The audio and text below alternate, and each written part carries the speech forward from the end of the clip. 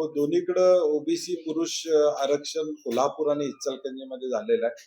त्यामुळे कोल्हापूरकरांना उत्सुकता आहे की मूळ भाजपचा होणार का नव्यानं आलेल्या भाजपचा होणार. म्हणजे इचलकरंजी असू दे, कोल्हापूरमध्ये असू दे, मूळ ज्यांनी 20-20 वर्ष आमच्या विरुद्ध लढाई केली काँग्रेसच्या, राष्ट्रवादीच्या विरोधात, त्या ठिकाणी भाजप म्हणून जे कार्यकर्ते एकसंघ राहिले. आता आम्ही बघतोय की कुणाचं चाललं.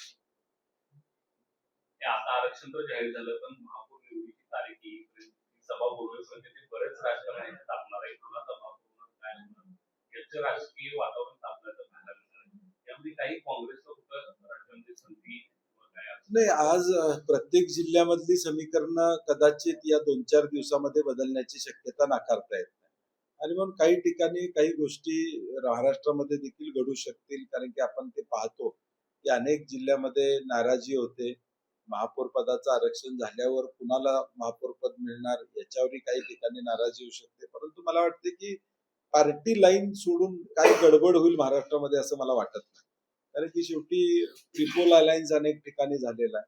पोस्टपोल अलायन्स आता महायुती म्हणून त्यांचा त्या ठिकाणी झालेला आहे. त्या महायुतीमध्ये फार काही गडबड होईल असं वाटत नाही. परंतु शेवटी स्थानिक विषयावर काय होईल हे सांगता येणं शक्य नाही.